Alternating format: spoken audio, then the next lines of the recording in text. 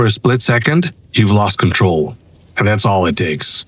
Pressure builds, another enemy flanks, a rusher closes the gap, and suddenly, the fight you had under control starts slipping.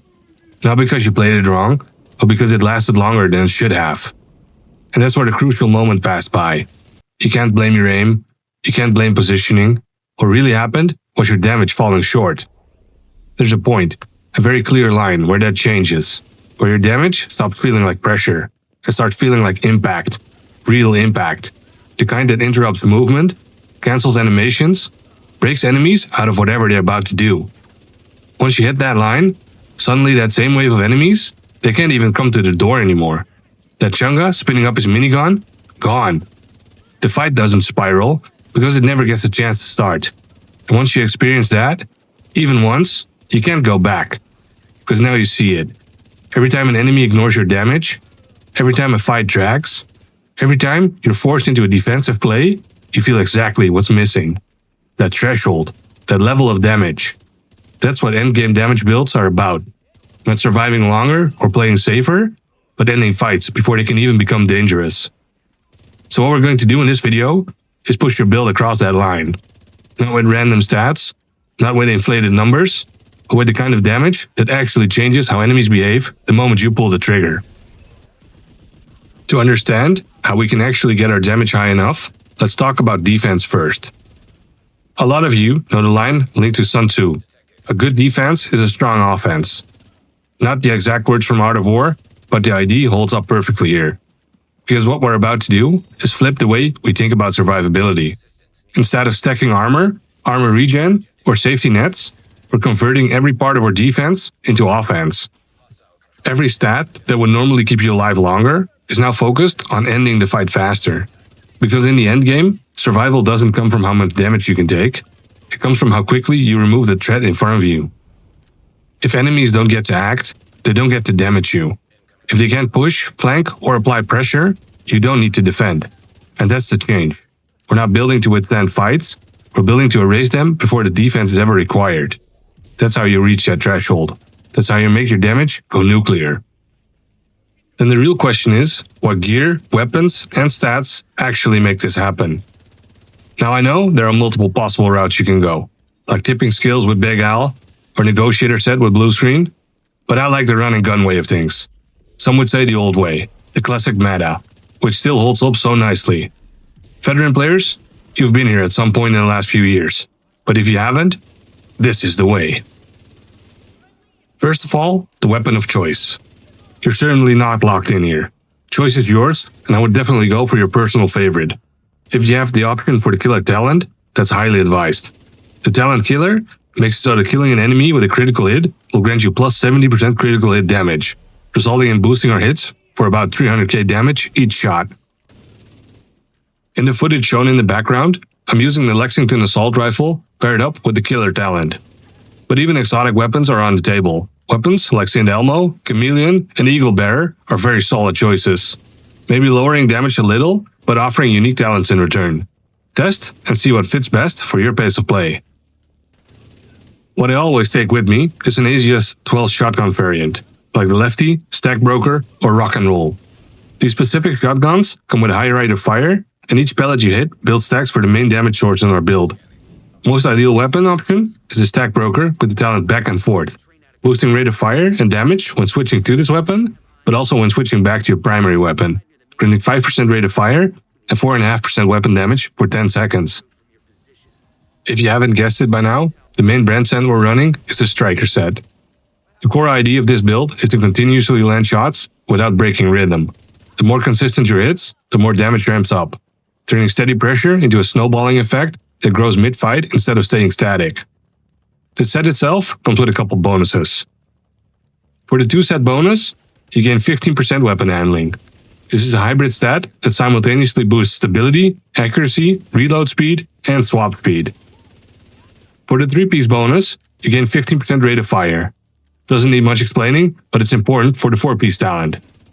For the final set bonus, you gain the talent Striker's Gamble, which causes weapon hits to increase your total weapon damage by 0.65%, stacking up to 100 times. Every second, one stack is lost between 0 and 50 stacks, and 2 stacks are locked between 50 and 100 stacks. Since we're choosing the striker backpack, we also get the extra backpack talent, Risk Management, which increases total weapon damage per stack from Striker's Gamble from 0.65% to 0.95%. At this point, we have a couple of options. And to make it as easy as possible, I'll link the options to actual damage numbers. This way you can adapt as you see fit, depending on the level of content you're about to face. Option 1. This takes our damage to about 1.5 million on each hit. Alongside the Striker 4-piece set, we run the chest from Grupo Sombra. This provides the set bonus plus 13% critical hit damage, and we run it with the talent Obliterate for an additional 20% weapon damage at full stacks. This stacks simultaneously with the Striker set, ramping up damage really fast. There are replacements available, like the Equalizer from Unit Alloys with Perfect Obliterate, or a Cheska chest piece if you need even more crit chance instead of crit damage like the Grupo variant. Can even go for a Petrov piece if your weapon of choice ends up being an LMG. And for the last piece, the exotic we're running on the build, the Coyote Mask.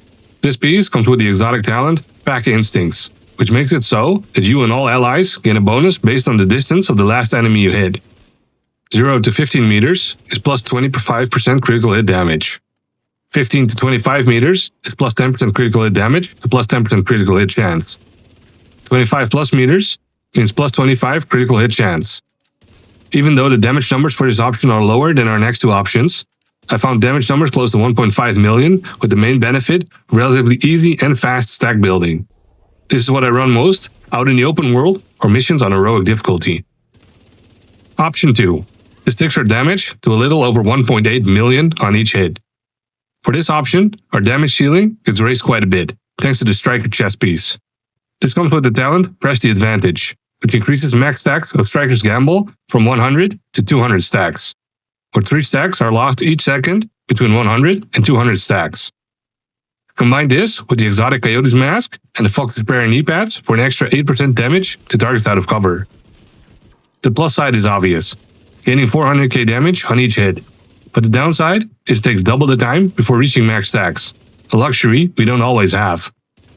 Going into the real endgame, like escalation from tier 5 and higher, or something like legendary or master missions, this should become your go-to option, since fights will last long enough to take full advantage of the stacks. Option 3.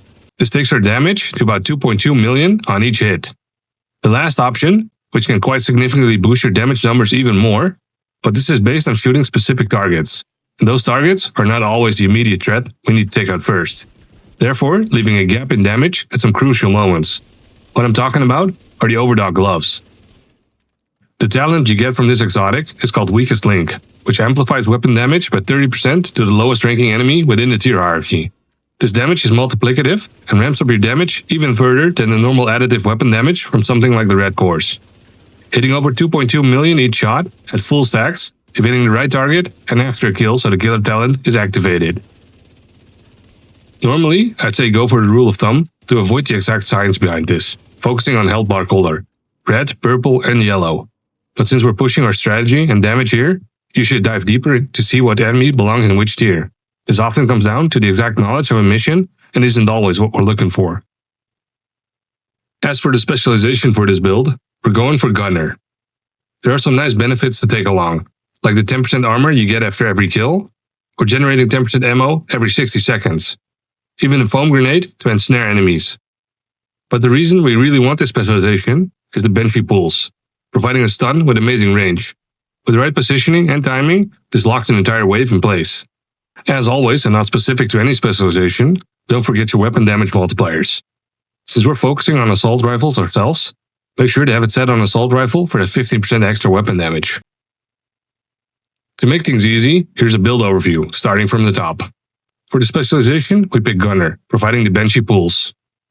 For the primary weapon, I use the Lexington with the talent Killer, but make sure to give your favorites a try before locking anything in. For the secondary, to build stacks as quickly as possible, an ACS 12 variant, ideally the Stack Broker with the talent Back and Forth. For the sidearm, the Quick Step for a 20% movement speed bonus.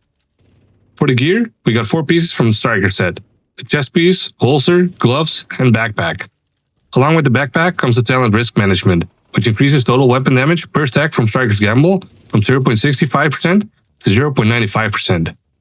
And the chest piece talent, Press the Advantage, which increases max stacks of Striker's Gamble from 100 to 200 stacks.